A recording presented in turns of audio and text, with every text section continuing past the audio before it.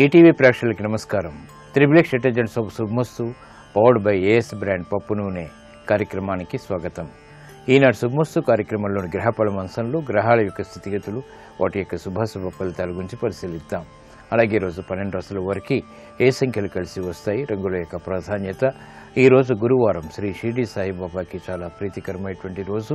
మరి భక్తులు 12 రాశుల వారు శ్రీ షిరిడి సాయిబాబాని ఏ పూలతో పూజించాలి, ఎటువంటి నైవేద్యాలు స్వామికి నివేదించాలి అనేటువంటి అంశాలతో పాటు ముఖ్యంగా 12 రాశుల వారు ఈరోజు చేపట్టవలసినటువంటి కార్యక్రమాలు ఏమిటో కూడా పరిశీలిద్దాం. ముందుగా నేటి పంచాంగ వివరాలు. శ్రీ దుర్ముఖి నామ సంవత్సరం చైత్రమాసం, ఉత్తరాయణం, వసంత ఋతువు. ఈరోజు చైత్ర బహుళ షష్ఠి, సామాన్య కార్యక్రమాలకి పనికి వస్తుంది. అలాగే వారం లక్ష్మీవారం లేదా గురువారం. ఈరోజు బృహస్పతి యొక్క పరిపాలన పూర్తిగా ఉంటుంది. బృహస్పతి పుత్రకారకుడు, ధనకారకుడు. కాబట్టి ఈ విషయాల్లో ప్రతికూల పరిస్థితులు ఉన్నప్పుడు ఈరోజు చేపట్టేటువంటి ఆధ్యాత్మిక కార్యక్రమాలు, పుణ్య కార్యక్రమాలు, శనగల దానం, గోసేవ, శ్రీ దక్షిణామూర్తి యొక్క పూజలు ప్రతికూల పరిస్థితులను దూరం చేయడమే కాకుండా శుభ పరిణామాలను కలిగిస్తాయి. గృహరీత్యా శాంతి సౌఖ్యాలను పెంపొందింపచేస్తాయి. ఈరోజు నక్షత్రం పూర్వాషాఢ. ఈ నక్షత్రంలో ఈరోజు పుట్టేటువంటి వారికి సామాన్య శాంతి తప్పనిసరి.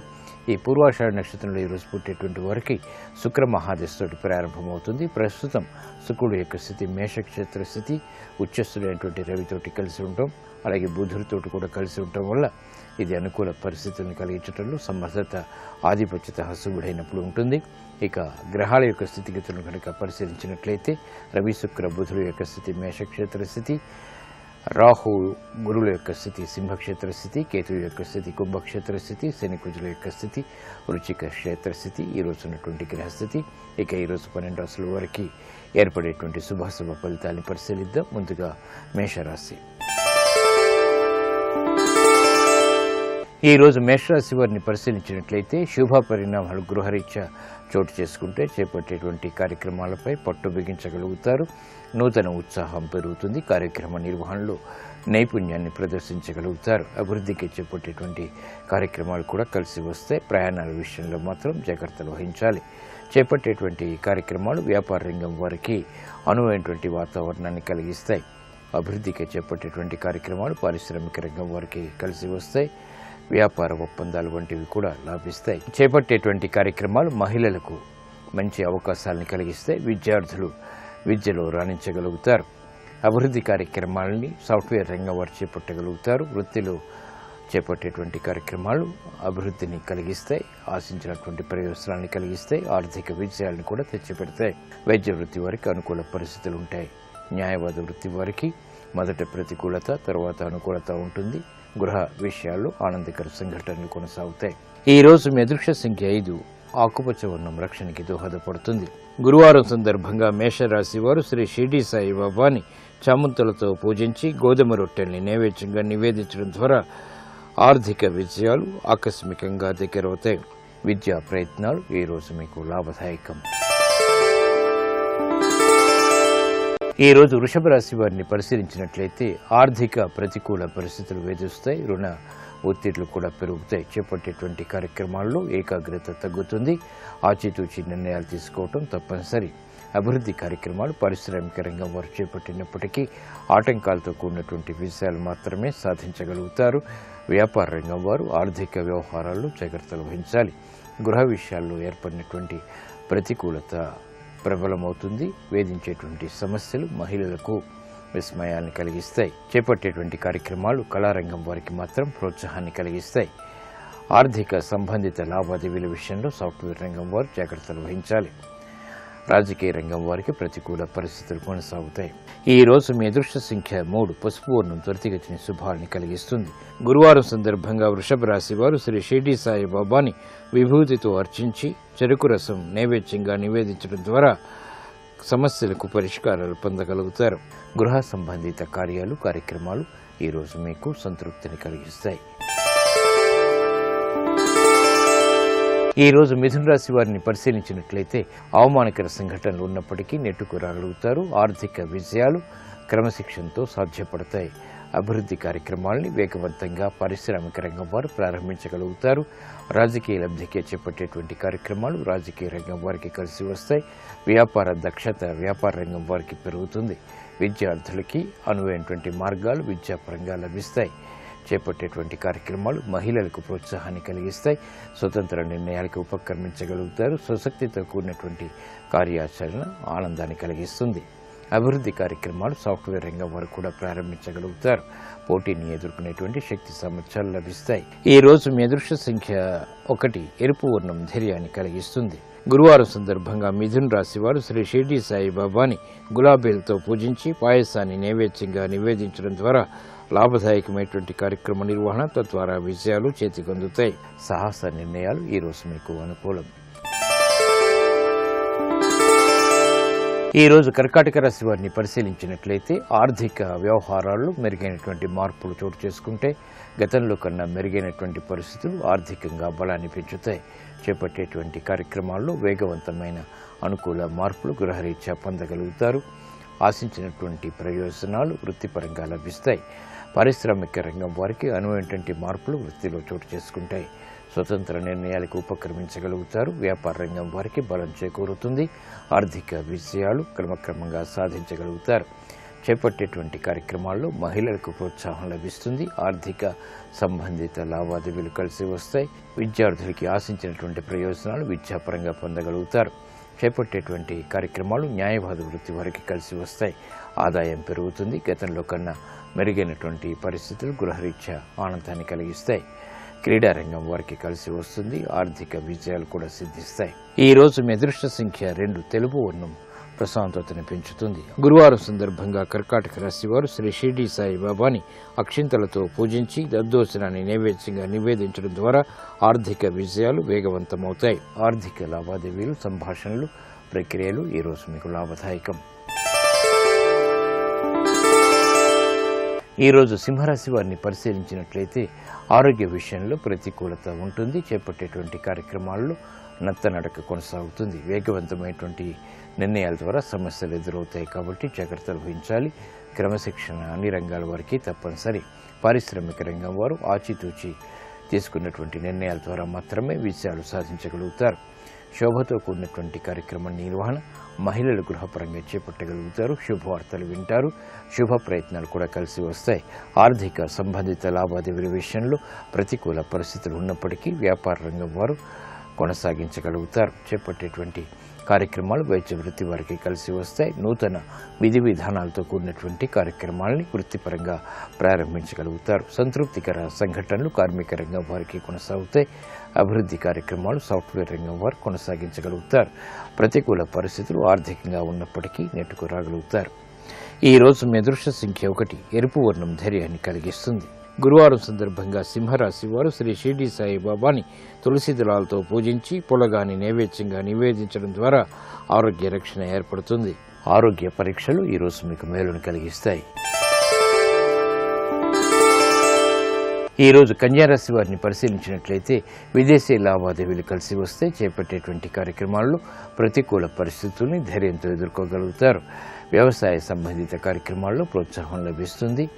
ఆర్థిక సంబంధిత లావాదేవీల విషయంలో ఏర్పడినటువంటి విభేదాలు తగ్గుతాయి. ఆర్థిక కార్యకలాపాలని పారిశ్రామిక రంగం వారు చాకచక్యంతో కొనసాగించగలుగుతారు. వ్యాపార రంగం వారికి అనువైనటువంటి మార్పులు వృత్తిపరంగా చోటు చేసుకుంటాయి. చేపట్టేటువంటి కార్యక్రమాలు మహిళలకు ప్రోత్సాహాన్ని కలిగిస్తాయి. ఆకస్మిక ప్రతికూల పరిస్థితులు ఆరోగ్యపరంగా ఉన్నప్పటికీ నెట్టుకు రాగలుగుతారు. విద్యార్థులకి గట్టి కృషి తప్పనిసరి. చేపట్టేటువంటి కార్యక్రమాల్లో సాఫ్ట్వేర్ రంగం వారికి విభేదాలు తలెత్తుతాయి. అయినప్పటికీ ఆశించినటువంటి విజయాల్ని ఆలస్యంగానైనా పొందగలుగుతారు. స్థిరాస్తి రంగం వారికి కలిసి వస్తుంది. ఈ రోజు మీ అదృష్ట సంఖ్య 5 ఆకుపచ్చ వర్ణం రక్షణకి దోహదపడుతుంది. గురువారం సందర్భంగా కన్యారాశి వారు శ్రీ షిర్డీ సాయిబాబాని పారిజాతాలతో పూజించి పరమాన్నాన్ని నైవేద్యంగా నివేదించడం ద్వారా సంతోష వార్తలు వింటారు. ఉద్యోగ ప్రయత్నాలు ఈ రోజు మీకు అనుకూలం.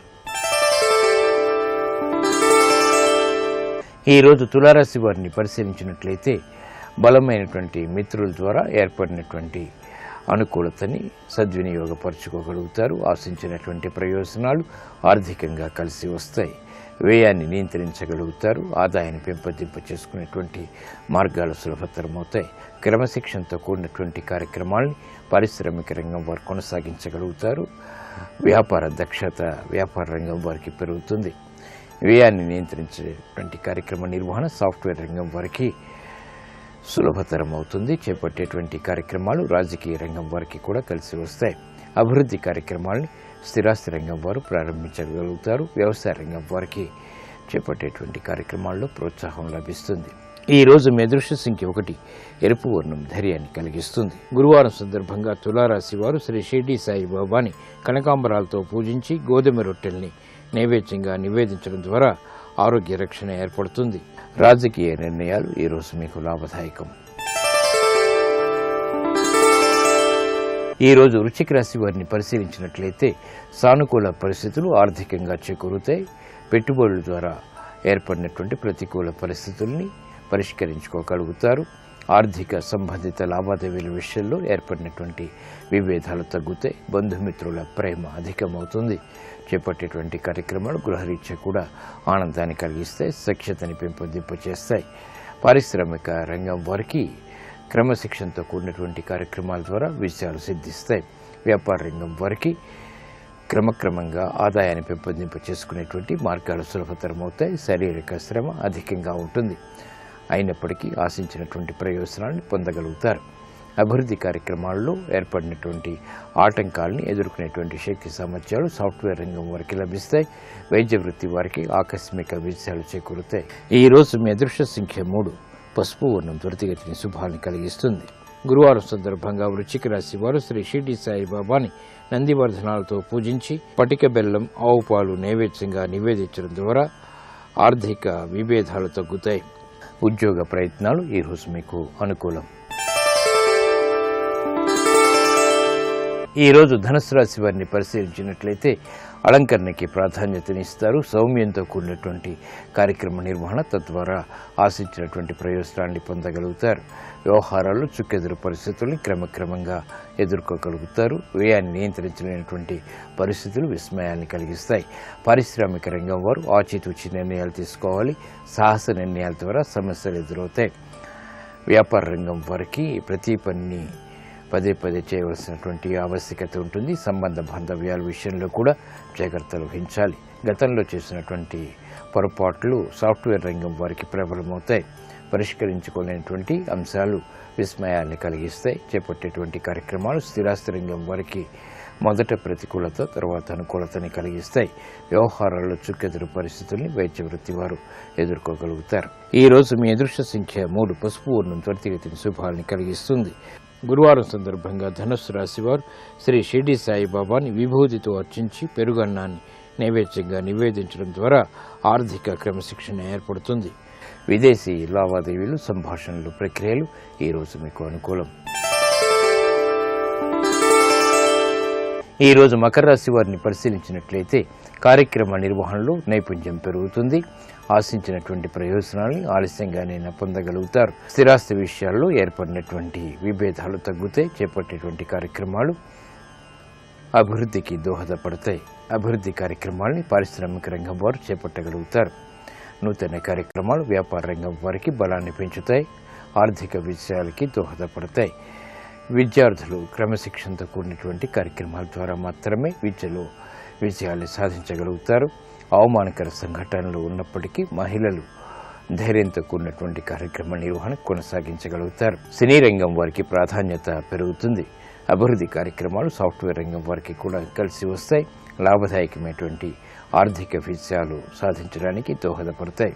ఈ రోజు మీ అదృష్ట సంఖ్య 1 ఎరుపు వర్ణం ధైర్యాన్ని కలిగిస్తుంది. గురువారం సందర్భంగా మకర రాశి వారు శ్రీ షిర్డీ సాయిబాబాని మల్లెపూలతో పూజించి పెరుగన్నాన్ని నైవేద్యంగా నివేదించడం ద్వారా ఆర్థిక సంబంధిత లావాదేవీలు కలిసి వస్తాయి. ఆర్థిక లావాదేవీలు, సంభాషణలు ఈ రోజు మీకు లాభదాయకం. ఈ రోజు కుంభరాశి వారిని పరిశీలించినట్లయితే మానసిక చాంచల్యం పోతుంది. స్థిరమైనటువంటి నిర్ణయాల ద్వారా విజయాలు సాధించగలుగుతారు. గతంలో కన్నా మెరుగైనటువంటి పరిస్థితులు ఆర్థికంగా బలాన్ని పెంచుతాయి. స్వతంత్ర ప్రతిపత్తితో కూడినటువంటి కార్యక్రమ నిర్వహణ పారిశ్రామిక రంగం వారు చేపట్టగలుగుతారు. వ్యాపార విజయాలు వ్యాపార రంగం వారికి ఆనందాన్ని కలిగిస్తాయి. మానసిక ధైర్యం కలిగి ఉంటారు. చేపట్టేటువంటి కార్యక్రమాలు రాజకీయ రంగం వారికి కలిసి వస్తాయి. ప్రణాళికలు అమలు చేయగలుగుతారు. స్వశక్తితో కూడినటువంటి కార్యక్రమాలు సాఫ్ట్వేర్ రంగం వారు కొనసాగించగలుగుతారు. అభివృద్ధి మహిళలకు ఆనందాన్ని కలిగిస్తుంది, ఆత్మవిశ్వాసాన్ని పెంచుతుంది. ఈరోజు మీ అదృష్ట సంఖ్య 6. తెలుపు వర్ణం ప్రశాంతతను పెంచుతుంది. గురువారం సందర్భంగా కుంభరాశి వారు శ్రీ షిరిడి సాయిబాబాని మల్లెపూలతో పూజించి క్షీరాన్నాన్ని నైవేద్యంగా నివేదించడం ద్వారా కుటుంబ సఖ్యత పెరుగుతుంది. ఉద్యోగ ప్రయత్నాలు ఈరోజు మీకు లాభదాయకం. ఈరోజు మీనరాశి వారిని పరిశీలించినట్లయితే ఆదాయ వ్యయాలు సమాంతరంగా ఉంటే చేపట్టేటువంటి కార్యక్రమాల్లో ప్రోత్సాహం లభిస్తుంది. ప్రతికూల పరిస్థితుల్ని ధైర్యంగా ఎదుర్కోగలుగుతారు. కోర్టు సంబంధిత వ్యవహారాల్లో జాప్యాలు న్యాయవాద వృత్తి వారికి కొనసాగుతాయి. అభివృద్ధి కార్యక్రమాన్ని పారిశ్రామిక రంగం వారు ప్రారంభించినప్పటికీ ఆర్థిక సహాయ సహకారాల విషయంలో ఆలస్యం కొనసాగుతుంది. వ్యాపార రంగం వారికి అనువైనటువంటి మార్గాలు వృత్తిపరంగా చేకూరుతాయి. వ్యయం పెరుగుతుంది, అయినప్పటికీ ఆదాయం కూడా సమాంతరంగా ఉంటుంది. వైద్యపరమైనటువంటి వ్యవహారాల్లో వైద్య రంగం వారు జాగ్రత్తలు వహించాలి. అనుకోని పరిస్థితులు విస్మయాలను కలిగిస్తాయి. చేపట్టేటువంటి కార్యక్రమాలు సినీ రంగం వారికి కలిసి వస్తాయి. ఆర్థిక సంబంధిత లావాదేవీల విషయంలో జాగ్రత్తలు పాటించాలి. అభివృద్ధి కార్యక్రమాలను వ్యవసాయ రంగం వారు మాత్రం కొనసాగించగలుగుతారు. ఈ రోజు మీ అదృష్ట సంఖ్య 9. ఎరుపు వర్ణం ధైర్యాన్ని కలిగిస్తుంది. గురువారం సందర్భంగా మీనరాశి వారు శ్రీ షిరిడి సాయిబాబాని పసుపు కుంకుమతో అర్చించి పులగాన్ని నైవేద్యంగా నివేదించడం ద్వారా ఆరోగ్య రక్షణ ఏర్పడుతుంది. కోర్టు సంబంధిత వ్యవహారాలు, ప్రక్రియలు, సంభాషణలు ఈరోజు మీకు అనుకూలం.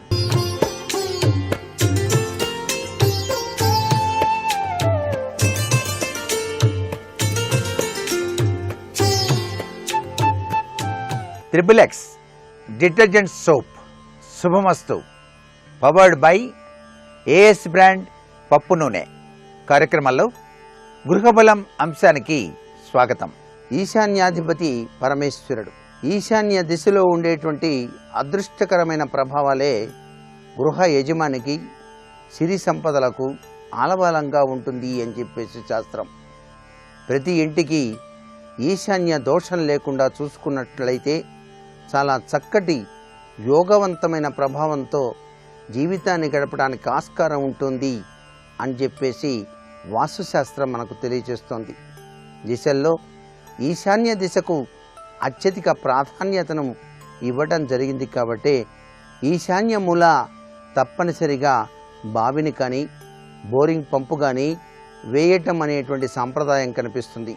ఎక్కడైతే ఈశాన్యంలో గుంట ఉంటుందో అక్కడ ఐశ్వర్య సిద్ధి అని చెప్పేసి కూడా మనకు శాస్త్రాల్లో చెప్పడం జరిగింది. అందుచేత ఇంటిలో ఈశాన్యం మూల బావిని తవ్వించడం, ఈశాన్యంలో కాకుండా మరి ఏ ఇతర దిక్కుల్లో బావిని తవ్వించినా ఇంటి యజమానికి తీవ్రతరమైనటువంటి నష్టాలు సంభవించడానికి ఆస్కారం ఉంటుంది అనేటువంటి విషయాన్ని కూడా గుర్తుపెట్టుకోవాలి.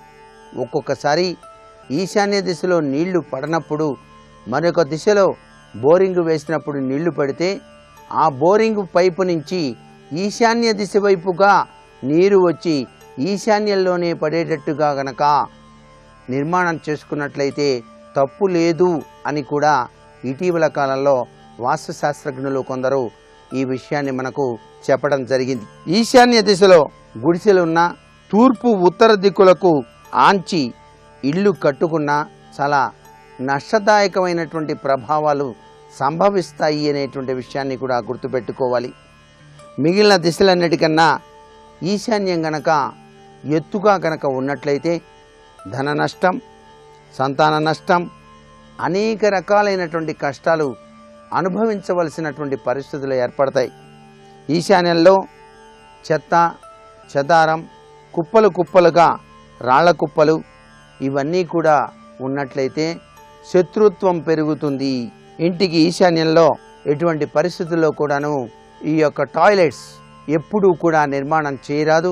అలా గనక చేసినట్లయితే చాలా అనర్థదాయకమైన ప్రభావాలు చవి చూడాల్సి వస్తుంది. ఈశాన్య మూల వంటగది ఉంటే గృహ కలహాలు ఉత్పన్నమవుతాయి అని చెప్పేసి శాస్త్రం.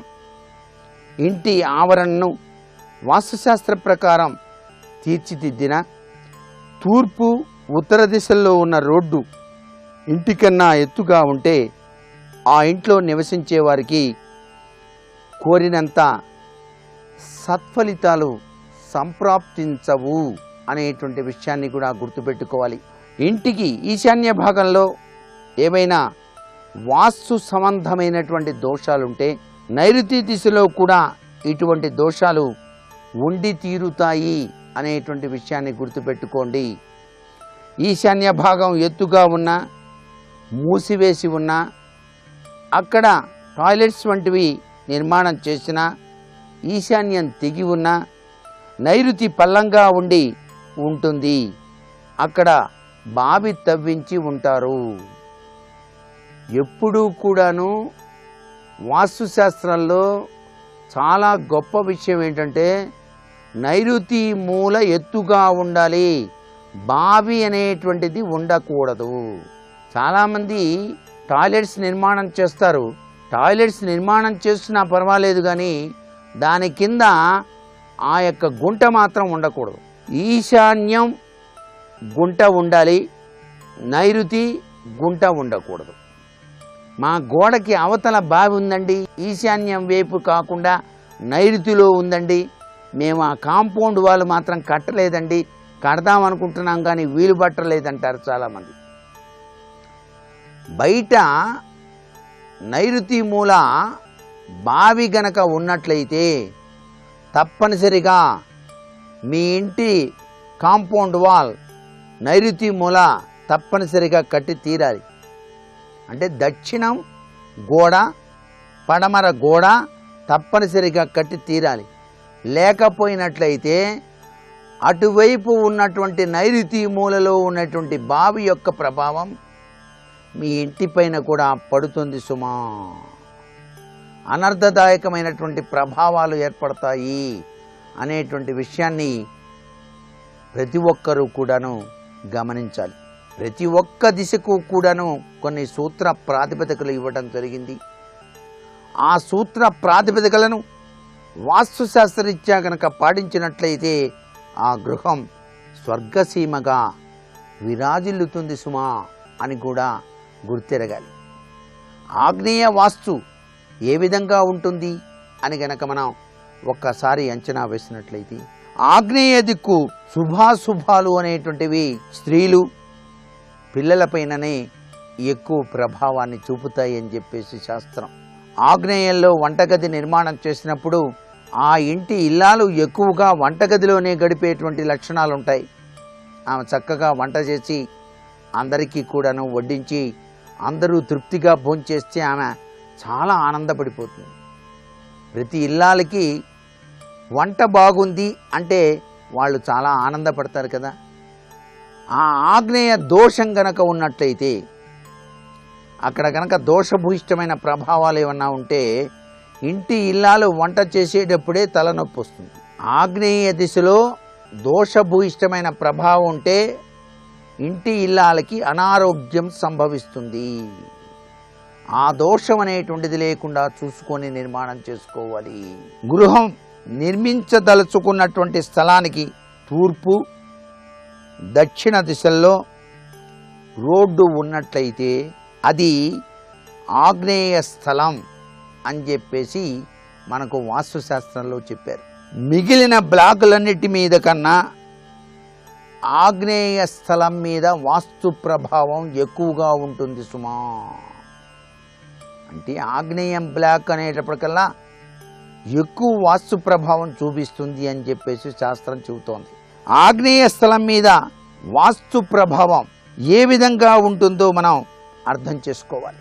పట్టణంలో కానివ్వండి, గ్రామంలో కానివ్వండి, ఆగ్నేయ దిశలో నివసించేటువంటి వారు మిగిలిన దిశల్లో నివసించే వారి కన్నా ఆర్థిక రీత్యా ఆరోగ్యరీత్యా కూడాను వెనకబడే ఉంటారు అని చెప్పేసి శాస్త్రం.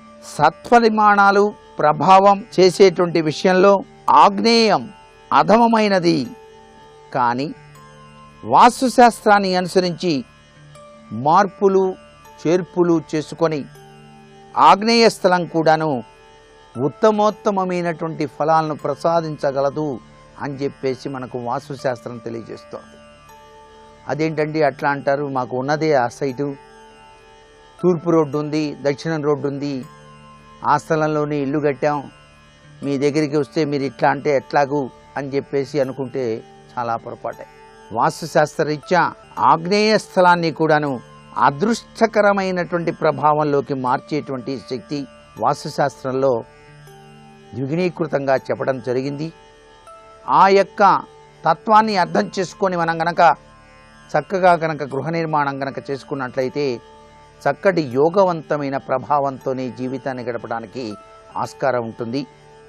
అంతేకాకుండా ఆగ్నేయ దిశా స్థలానికి దక్షిణం వైపున గల రోడ్డు తూర్పు వైపున గల వీధి కన్నా పల్లంగా ఉంటే తూర్పు వైపుకు ముఖద్వారాన్ని నిర్మించాలి. కానీ దిక్సూచిని అనుసరించి తూర్పు దిశ 10 అంశాల కన్నా ఎక్కువగా తూర్పు ఆగ్నేయం వైపు చూస్తుంటే తూర్పు ఈశాన్య ద్వారం నుంచి ప్రవేశించాలి.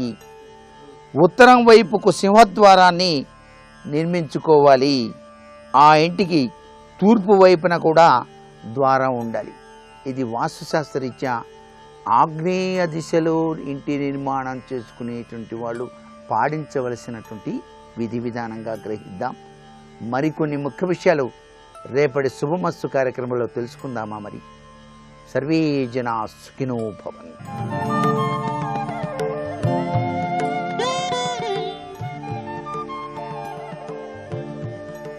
శ్రీరాఘవం దశరథాత్మజమప్రమేయం సీతాపతిం రఘుకులాన్వయరత్నదీపం ఆజానుబాహుం అరవిందదళాయతాక్షం రామం నిశాచర వినాశకరం నమామి. రాముడు కష్టం చెప్పుకోవడానికి లక్ష్మణస్వామి పక్కన ఉన్నారు. రాముడు మాట్లాడితే వినడానికి సుగ్రీవుడు ఉన్నాడు. రాముడికి సహాయం చెయ్యడానికి స్వామి హనుమ ఉన్నారు. కోట్ల మంది వానరులు ఉన్నారు. నా తల్లికి ఎవరున్నారు? ఆడది బేల, ఎవ్వరు లేరు. తను నమ్ముకున్న ధర్మం తప్ప ఇంకొకటి లేదు. అంత కష్టంలో ఉండగా ఎవరో వచ్చి అమ్మా నిన్ను తీసుకెళ్ళి మీ ఆయన దగ్గర అప్పచెప్పేస్తాను రా అన్నారు అనుకోండి, ఎగిరి గంతేసిన ఆయన ఉపకారం చేసి పెడదు అంటుంది. వచ్చినవాడు సామాన్యుడు కాడు. పిల్లంత రూపంలో వచ్చినటువంటి హనుమ సీతమ్మతో మాట్లాడారు. అది వాగ్వైభవం అంటే. నిజంగా శ్రీరామాయణం ఏమి కావ్యం అండి, అమృతంతో రచించారు వాల్మీకి. ఆయన అన్నారు అమ్మా నిన్ను మీ ఆయన దగ్గర దిగబెడతానలేదు. ప్రాపయిష్యామి శక్రాయ హవ్యం హుతమివానలా అన్నారు. అసలు ఆ మాట ఏమి పొందిక. అందుకే హనుమని ఉపాసన చేస్తే వాగ్వైభవం వస్తుంది. అమ్మా నిన్ను రామచంద్రమూర్తి దగ్గర ఎలా చేరుస్తానో తెలుసా అమ్మా? ప్రాపయిష్యామి శక్రాయ హవ్యం హుతమివానలా. హోమం చేసేటప్పుడు ఇంద్రాయ స్వాహ అని హవిస్సేస్తారు. అగ్నిహోత్రుడు దాన్ని పుచ్చుకుంటాడు. పుచ్చుకుని పట్టుకెళ్ళి ఇంద్రుడికి ఇస్తాడు. ఇప్పుడు అగ్ని పుచ్చుకున్నాడు కాబట్టి ఆ హవిస్సుకి ఏమైనా కొంత మలినం కలిగిందా, శౌచము తగ్గిందా, లేకపోతే పరమ పవిత్రమై ఇంద్రుడు తినడానికి యోగ్యమైందా అంటే పవిత్రమైంది. అగ్ని పట్టుకున్నాడు కాబట్టే దేవతలు తింటారు. అందుకే హవ్యవాహన అని పేరు. హవ్యం అగ్నిహోత్రం ద్వారా వెడితేనే దేవతలు పుచ్చుకుంటారు. అందుకే అగ్నిలో పడింది అని హవ్యానికి వచ్చినటువంటి లోటేం లేదు, మరింత పవిత్రమవుతుంది. అమ్మా నేను నిన్ను తీసుకెళ్ళి రాముడి దగ్గర అప్పజెప్పేస్తాను అన్నప్పుడు, నేను నిన్ను ముట్టుకున్నప్పుడు, నిన్ను నా భుజం మీద కూర్చోపెట్టుకున్నప్పుడు నా మనసులో మలిన భావన ఉంటుంది అనుకుంటున్నావా అమ్మా అన్నమాట కూడా నోటితో అనలేదు. అమ్మా హవ్యాన్ని అగ్నిహోత్రుడు ఇంద్రుడికి ఇచ్చినట్టు నిన్ను ఇస్తానమ్మా అన్నారు. అసలు ఏమి పవిత్రమైన వాక్కు, ఏమి అద్భుతమైన మాట అంటే ఆ తల్లి అంది పక్కున నవ్వింది. నాయనా నువ్వు ఇంతున్నావా, నీకింత భుజమా, నువ్వు నన్ను తీసుకెడతావా, ఎలా తీసుకెడతావు, నీ వానర బుద్ధి బయట పెట్టుకున్నావంది. బ్రహ్మచారి కదూ, అందున మహాపండితుడు, విద్వాంసుడు, మహాబలవంతుడు. అమ్మ నన్నింత మాట అందని పౌరుషం వచ్చింది.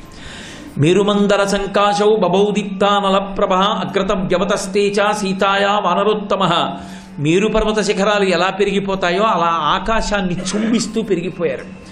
కాల్చిన పెనల్లా ఉన్నటువంటి ముఖం, పెద్ద పెద్ద దంస్ట్రలు, ఇనప పరిగల లాంటి బాహువులతో నిలబడి అమ్మా చూశావా నా రూపం ఏమిటో అన్నారు. తండ్రి నాకు తెలుసురా, లేకపోతే ఇంత దూరం నువ్వు ఎలా వస్తావు, నీ పౌరుషం తెలుసు, నీ శక్తి తెలుసు, అయితే రామ్మ బయలుదేరదామన్నారు. ప్రశ్రవణ పర్వత శిఖరముల మీద కూర్చున్న రామచంద్రమూర్తి పాదార విందముల యందు నిన్ను సమర్పించి కృతకృత్యుడనవుతాను, రా తల్లి అన్నారు. ఆవిడంది, భర్తుభక్తిం పురస్కృత్య రామధన్యస్య వానర న స్పృశామి శరీరంతు పుంసో వనర పుంగవ. ఇంత కష్టంలో ఉన్నా రమ్మంటే ఆవిడ హనుమతో వెళ్ళలేదు. ఆవిడంది, భర్తుభక్తిం పురస్కృత్య రామధన్యస్య వానర, నాయనా నువ్వు నా కొడుకు లాంటి వాడివి కావచ్చు, అయినా నాకున్నటువంటి ఆ భర్త యందున్న భక్తి అటువంటిది.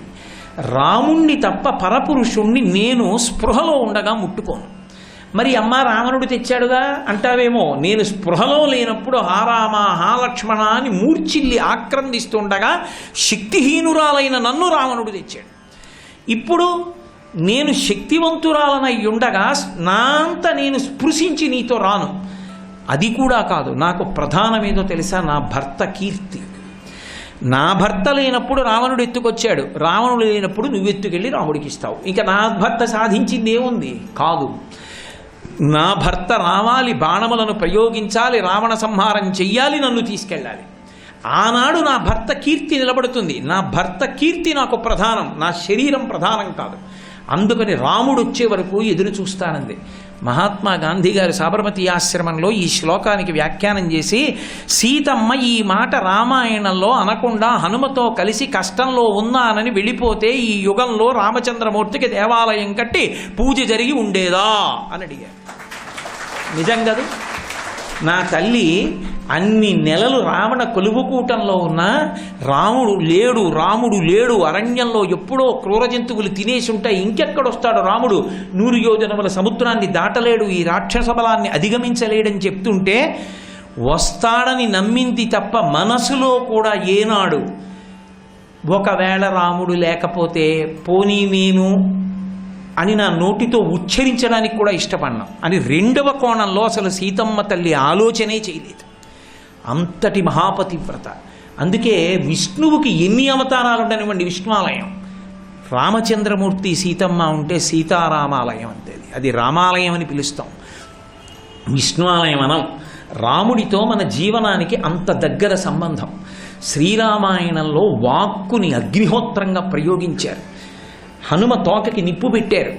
నిప్పు పెడితే ఆ రాక్షస స్త్రీలందరూ వచ్చి సీతమ్మ తల్లితో చెప్పారు, నీతో కిచకిచలాడింది ఎవరా కోతి అంటే, యూయమేనా విజానాతి యోయం యద్వా కరిష్యతి హైరేవహ్యహే పాదాన్ విజానాతి న సంశయ అని చెప్పావు కదా. పాము కాళ్ళు పాముకి తెలుస్తాయి, ఇక్కడికి వచ్చి కిచకిచలాడిన వాడెవరో మీకు తెలుస్తుంది, నాకేం తెలుసు అని చెప్పావుగా. ఆ కిచకిచలాడిన తోకకి బట్టలు చుట్టి నెయ్యి పోసి అగ్నిహోత్రం పెట్టి రథంలో కట్టి చారీకుడు అని చీపుళ్లతో కొడుతూ లంకాపట్టణం అంతా ఊరిరిగింపు చేస్తున్నారన్నారు.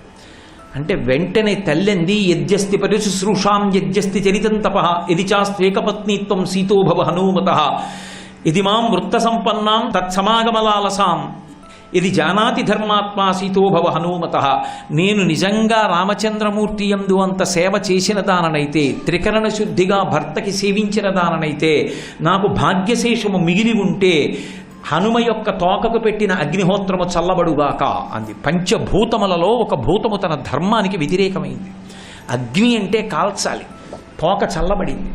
చల్లబడితే ఆశ్చర్యపోయారు. అదే అంటారు చిట్ట చివర సుందరకాండలో స్వామి హనుమ ఒక మాట అంటారు, అధవా చారు సర్వాంగీ రక్షిత శానిలీన చ ననశిష్యతి కళ్యాణి అగ్నిరగ్నౌ ప్రవర్తతే అంటారు.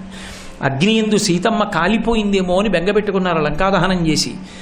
అసలు ఏ తల్లి ప్రార్థన చేస్తే నా తోక కంటించిన అగ్నిహోత్రము కూడా వేడిగా ఉండకుండా నవనీతం పెట్టినంత చల్లగా ఉందో అటువంటి తల్లిని అగ్నిహోత్రము చెనకుతుందా?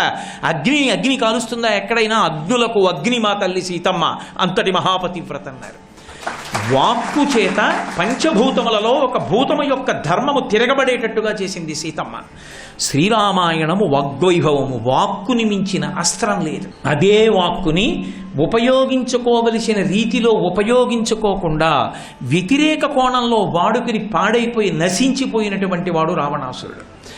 రావణాసురుడు తన మృత్యువుని తాను వండుకున్నాడు. ఆయనని నిజానికి ఒక చోట స్వామి హనుమ సుందరకాండ చిట్ట చివరిలో చెప్తారు, అసలు రావణాసురుణ్ణి నిమిత్తంగా రాముడు చంపుతాడు. రావణుడు ఏనాడో సీతమ్మ పాతివ్రత్యమనకు నిహతుడైపోయాడు అన్నాడు. ఎందుచేత అంటే వెళ్ళి ఏ మాటలు ఒక మహాపతివ్రత దగ్గర మాట్లాడకూడదో అటువంటి మహాపతివ్రత దగ్గర మాట్లాడకూడని మాటలన్నీ మాట్లాడాడు. అలా అటువంటి మాట మాట్లాడినందుకు వచ్చినటువంటి పాపము చేత నశించిపోయాడు. కొత్తగా రాముడు చంపవలసిన అవసరం లేదు, తనని తాను చంపేసుకున్నాడు. అందుకే సీతమ్మని జుట్టు పట్టి ఈడ్చుకొస్తున్నప్పుడు సమాధిలో ఉన్న చతుర్ముఖ బ్రహ్మగారు ఉలిక్కిపడ్డాడు. ఉలిక్కిపడి నువ్వు చావడానికి కావలసిన పాపాన్ని వండుకుంటున్నావురా అన్నాడు. అందుకెళ్ళింది తల్లి సీతమ్మ. ఇప్పుడు తీసుకెళ్ళి అనకూడని మాటలన్నీ అన్నాడు. అన్నీ అబద్ధాలే, అన్నీ భూకరింపులే. స్వధర్మో రక్షసాంభీరు సర్వధైవన సంచయ గమనం వా పరస్త్రీణాం హరణం సంప్రమధ్యమా ఇదంతే చారు సంజాతే యవ్వనం వ్యతివర్తతే యతతీతం పునర్నైతి శ్రోతశీఘ్రమపామివ ఏవం చైతదు కామాంతో నత్వాం స్పృక్ష్యామి మైథిలి కామం కామశరీరం మే యథాకామం ప్రవర్తితాం ఏకవేణీధరాశయ్యాం జానం మలినమంబరం అస్తానే ఉపవాసస్య నైతానోపైకానితే పిబ విహర రమస్వ భుంచ భోగాన్ ధననిచయం ప్రతిశామి మిదినీంచ మయి లలలనే యథాసుఖత్వం తైచి సమేత్త లలంతు బాంధవాస్తే. ఇన్ని చెడ్డ మాటలు మాట్లాడాడు. తల్లి దగ్గరికి వెళ్ళి అనకూడనంత భయంకరమైన మాట ఒకటి అన్నాడు. సీత, నిన్ను చూసిన తరువాత నా భర్తలతో రమించినా నాకు తృప్తి కలగట్లేదన్నాడు. స్వధర్మో రక్షసాంభీరు సర్వధైవన సంచయ గమనం వా పరస్త్రీణాం హరణం సంప్రమధ్యమా ఇదంతే చారు సంజాతే యవ్వనం వ్యతివర్తతే యతతీతం పునర్నైతి శ్రోతశీఘ్రమపామివ ఏవం చైతదు కామాంతో నత్వాం స్పృక్ష్యామి మైథిలి కామం కామశరీరం మే యథాకామం ప్రవర్తితాం ఏకవేణీధరాశయ్యాం జానం మలినమంబరం అస్తానే ఉపవాసస్య నైతానోపైకానితే పిబ విహర రమస్వ భుంచ భోగాన్ ధననిచయం ప్రతిశామి మిదినీంచ మయి లలలనే యథాసుఖత్వం తైచి సమేత్త లలంతు బాంధవాస్తే. ఇన్ని చెడ్డ మాటలు మాట్లాడాడు. తల్లి దగ్గరికి వెళ్ళి అనకూడనంత భయంకరమైన మాట ఒకటి అన్నాడు. సీత, నిన్ను చూసిన తరువాత నా భర్తలతో రమించినా నాకు తృప్తి కలగట్లేదన్నాడు. అనరాని మాట. ఒక కొడుకు తల్లిని చూడకూడని చూపు చూస్తే తల్లి ఎంత సిగ్గుపడుతుందో అలా సిగ్గుపడింది అమ్మవారు. సిగ్గుపడి తృణమంతరత కృత్వా ప్రత్యువాచ సుస్మిత నివర్తయ మనోమత్త స్వజనే క్రియతాం మనః గడ్డిపరక మధ్యలో పెట్టి అధర్మాత్ముడని మాట్లాడవలసి వచ్చింది. ప్రారంభం చేస్తూనే భీరు అంటాడు. పిరికిదానా అని పిలిచాడు. ఆవిడ పిరికితనం గౌరవనీయమైన పిరికితనం. ఆవిడ నిజంగా భయవిహ్వల కాదు. కానీ భర్త పక్కన లేనప్పుడు కాముకుడైన పరపురుషుడితో మాట్లాడేటప్పుడు ఎంత జాగ్రత్తగా మాట్లాడాలో దానికి తగిన జాగ్రత్త తీసుకుంది తప్ప ఆమె భీరువై మాట్లాడినది కాదు. ఆవిడ్ని పట్టుకుని స్వధర్మో రక్షసాం భీరు సర్వధైవన సంశయ గమనం వా పరస్త్రీణాం హరణం సంప్రమధ్యవా అంటాడు. నేను నా స్వధర్మాన్ని పాటించాను, ఎంత ధర్మాత్ముణ్ణి. నా వంటి ధర్మాత్ముణ్ణి చూసి భయపడతామే? నేను రాక్షసుణ్ణి. నా ధర్మం నాకు కావలసింది ఎవరి దగ్గరున్నా ఎత్తుకొస్తాను. నేను ఎంత గొప్ప ధర్మాత్ముడిని చూడు. నువ్వు నాకు కావాలి, ఎత్తుకొచ్చాను. ఇంతటి ధర్మాత్ముడు అనకుండా భయపడతావు ఎందుకంటాడు. నిజానికి ఆయన రాక్షస ధర్మాన్ని అనుష్ఠించాడు తప్ప పులశ్చ బ్రహ్మ యొక్క మనవడు, విశ్రవసో బ్రహ్మ యొక్క కుమారుడు, రావణ బ్రహ్మ బ్రాహ్మణ వంశమునందు పుట్టినవాడు, యజ్ఞోపవీతం వేసుకున్నాడు, శివార్చన చేస్తాడు, వేదాంగములు చదువుకున్నవాడు. అటువంటి వాడు రాక్షస ధర్మానికి అలవాటు పడి ఇది నా ధర్మమని బుకాయిస్తాడు సీతమ్మతో. నేను ధర్మాత్ముడనంటాడు. స్వధర్మో రక్షసాంభీరు సర్వధైవన సంశయ గమనం వా పరస్త్రీణాం హరణం సంప్రమధ్యమ ఇదంతే చారు సంజాతే యవ్వనం వ్యతివర్తతే యతతీతం పునర్నైతి శ్రోతశీఘ్రమపామివ. అవతల వాళ్ళని భయపెట్టి వంచన చేసి లొంగ తీసుకోవడానికి విశ్వవిద్యాలయం ఏదైనా పెడితే దానికి ఉపకులపతిగా వేయడానికి తగిన అర్హతలున్నవాడు రావణాసురుడు. ఎవరి దగ్గర ఏ బలహీనత ఉంటుందో దాన్ని అడ్డు పెట్టి మాట్లాడతాడు. ఒక్కొక్కరికి అదే జీవితంలో ప్రయోజనంగా ఉంటుంది. ఎప్పుడూ ఎదుటి వాళ్ళని వంచడమే ప్రయోజనంగా పెట్టుకుంటారు. అటువంటి స్థితి ఉన్నవాడు. అందుకే ఆమెతో అన్నాడు, నీవు నా దగ్గర బంధీకృతవు, రాముడు వస్తాడని చూస్తున్నావు. నా పొందు అంగీకరించావా, పాన్పు చేరుతావు. అంగీకరించకపోయావా, యవ్వనం ఇలా ఉంటుంది అనుకుంటున్నావా, ముందుకెళ్ళిన నది వెనక్కి రానట్టే నీ యవ్వనం కాలంలో నశించిపోతుంది. అప్పుడు రాముడు కన్నెత్తి చూడడు, నేను కన్నెత్తి చూడడు, నీ జన్మ వృధా అవుతుందన్నాడు. ఎంత ప్రలోభ పెట్టచ్చో అంత ప్రలోభ పెట్టి మాట్లాడతాడు. ఏకవేణీ ధరాశయ్యాం ధ్యానం మలినమంబరం మస్థానే ఉపవాసస్య నైతానోపైకానితే. ఎందుకు ఒంటి జడ వేసుకుంటావు? ఎందుకు ఒక్క బట్ట కట్టుకుంటావు? ఎందుకు భూమి మీద పడుకుంటావు?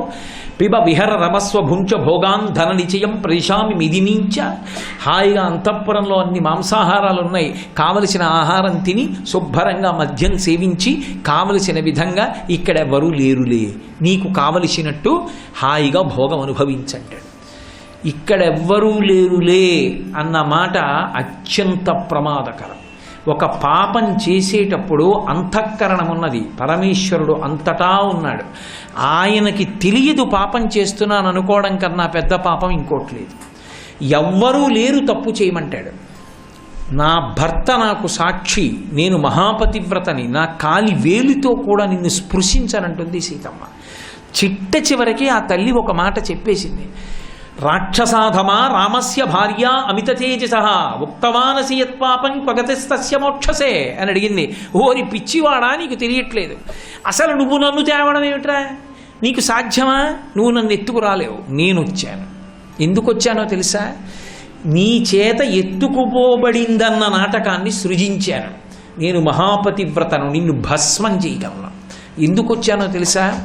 రాక్షసాధమా రామస్య భార్య అమిత తేజస, నువ్వు నన్ను ఎత్తుకొచ్చి నాతో ప్రతిరోజు మాట్లాడకూడని మాటలు మాట్లాడడం చేత నీ యందు పాపము విశేషముగా పెరిగిపోతే నువ్వు చేసుకున్న తపస్సు వలన కలిగినటువంటి పుణ్యము అనుభవములోనికి వచ్చి రక్షించలేనంత అధర్మము నీ యందు ప్రకాశించిన నాడు నీ మృత్యువుకు కావలసినటువంటి పాపాన్ని నువ్వు ఒడ్డుకున్నవాడివి అవుతావు. నీ చావు కోసం వచ్చాన్రా, విధిస్తవ వదార్థాయ విహితో నాత్ర సంచయ, నీ వధ విధి ఇలా నిర్ణయించాడని గుర్తెరగలేకపోతున్నావురా పిచ్చివాడా, అందుకొస్తున్నాయి నీ నోటి వెంట ఈ మాటలు అంది. ఇంత స్పష్టంగా తల్లి చెప్పింది, వినే లక్షణం వాడికి లేదు, అలాగే మాట్లాడుతూ వచ్చాడు. చిట్ట చివరికి ఏ కంఠం నుంచి మాట్లాడకూడని మాటలు వచ్చాయో ఆ కంఠాలు యుద్ధభూమిలో అన్ని వేల మంది దేవతలు చూస్తుండగా వీడు చనిపోవాలి చనిపోవాలి చనిపోవాలని అంతమంది కోరుతుండగా ఒక్కొక్క కంఠం రామచంద్రమూర్తి నరికేస్తే 10 తలలు నేల మీద పడిపోయి శరీరం యుద్ధభూమిలో పడిపోయింది. అనకూడని మాటలు, మాట్లాడకూడని మాటలు మాట్లాడి నశించిపోయినటువంటి వాడు రావణాసురుడు. మాట ఈశ్వరుడిచ్చి ఉండి ఉండవచ్చు, కానీ ఆ మాట దేనికి పనికి రావాలి అంటే అభ్యున్నతికి పనికి రావాలి, జీవితంలో వృద్ధిలోకి రావడానికి పనికి రావాలి. అంతేకాని ఆ మాట తాను నశించడానికి మాట్లాడేవాడు కాకూడదు. అసలు వాక్కుని అదుపు చెయ్యగలిగిన యంత్రాంగం ఎక్కడుంది? ఇలా మాట్లాడడానికి వీలు లేదు, సమాజం పాడవుతుంది అని చెప్పేవాడు ఎక్కడున్నాడు? శ్రీరామాయణం హెచ్చరిక చేసింది, తస్మాత్ జాగ్రత్త జాగ్రత్త, మాట వలన నశించిపోతామని చెప్పింది. ఏది? ఒక్క పాఠ్యగ్రంథంలో శ్రీరామాయణ వాగ్వైభవము అని 4 శ్లోకాలు ఇవి. ఏ పిల్లలకి ఎక్కడ సంస్కృతి వైభవంగా పిల్లల్ని కూర్చోబెట్టి ఒక్క మాట మనం నేర్పుతున్నాం? వాక్కు నశించిపోయినప్పుడు, వాక్కు యందు ధర్మం పోయినప్పుడు సమాజమనందు ధార్మికత ఎలా నిలబడుతుంది? శాంతి ఎక్కడి నుంచి ఏర్పడుతుంది? మనిషికి ఒక పోలీసుని పెట్టినా శాంతి సాధించడం సాధ్యమా? రామరాజ్యం అయిందంటే శాస్త్రము ప్రమాణమైంది కాబట్టి రామరాజ్యమైంది. ఇంటికి తాళం వేయకుండా పౌరులు వెళ్ళారు, నెలకి 3 వానలు పడ్డాయి, భార్య బ్రతికుండి భర్త చనిపోవడం అన్నది లేదు, పిల్లలు మరణించి పెద్దవాళ్ళు ప్రేతకార్యం చెయ్యడం లేదు అంటే ధర్మము నిలబడింది కాబట్టి, వాక్కు యందు పౌరుష్యము లేదు కాబట్టి, ధర్మ ప్రబోధము జరిగింది కాబట్టి, ఎక్కడ చూసినా రామా రామా ఈ 2 మాటలే వినపడ్డాయి కాబట్టి, రాముడు ఆదర్శమయ్యాడు కాబట్టి రామరాజ్యం అయింది. కావాలని పిలిచేది రామరాజ్యం. ఒక్క నోటి మాట యందు ఎక్కడ మీరు ఎంత చదవండి, పొద్దున్నే ఇంటికి వచ్చి గుమ్మం ముందు పడిపోయేటటువంటి కాగితాలు తీసి ఎటు తిప్పి చదవండి, మీ మనస్సుని ఉద్వేగపరచనివి, మీ మనస్సుని ధర్మం వైపుకి నడిపించేవి, మీ మనస్సుకి ఉల్లాసం కల్పించి 10 మందితో శాంతిగా ఉండేట్టు చేసేవి ఎక్కడ కనపడుతున్నాయి? సమాజం ప్రశాంతంగా ఎందుకుంటుంది? ఉంటుందా? వాక్కు మీద ఆధారపడి ఉంటుంది. ఎవరు మాట్లాడడానికి అర్హులో వాళ్ళు, ఆ మాట్లాడిన వాళ్ళకి వాక్కుల మీద నియంత్రణ ఎక్కడుంది? లేనప్పుడు కట్టుకున్న సతిని నట్టేటిలో ముంచి కన్నవారి నోట గడ్డ కొట్టి సభలకెక్కువాడు చచ్చు పెద్దమ్మరా లలిత కుశగుణజాల తినుగుబాల అన్నాడు ఆ రోజుని. అలా అయిపోయిన నాడు ధర్మం ఎక్కడి నుంచి నిలబడుతుంది? అందుకే వాక్కు గురించి వేదం అంత జాగ్రత్త చెప్పింది. సత్యం బ్రూయాత్, ప్రియం బ్రూయాత్ నబ్రూయాత్ సత్యమప్రియం ప్రియంచ నానృతం బ్రూయాత్. వేదం ఈశ్వరుడు నీకు వాక్కు ఇచ్చాడు కదా అని దుర్వినియోగం చేస్తావేమో. సత్యం బ్రూయాత్, నిజం మాట్లాడు. సత్యం బ్రూయాత్ ప్రియం బ్రూయాత్, నిజం చెప్పేటప్పుడు కూడా మళ్ళీ వాక్కు యందు పారుష్యం లేకుండా మాట్లాడు, గంభీరంగా ప్రతిపాదన చెయ్యి. ప్రియం బ్రూయాత్ నబ్రూయాత్ సత్యమప్రియం. నువ్వు సత్యం చెప్తున్నావు కదా అని అవతల వాళ్ళకి అప్రియమైన సత్యములు చెప్పవద్దు. నబ్రూయాత్ సత్యమప్రియం, అప్రియమైన సత్యములు చెప్పవద్దు. అలాగని ప్రియంచనానృతం బ్రూయాత్, అవతల వాడికి సంతోషంగా ఉంటుందని అబద్ధాలు చెప్పవద్దు. సర్వం శ్రీ ఉమామహేశ్వర పరబ్రహ్మార్పణమస్తు.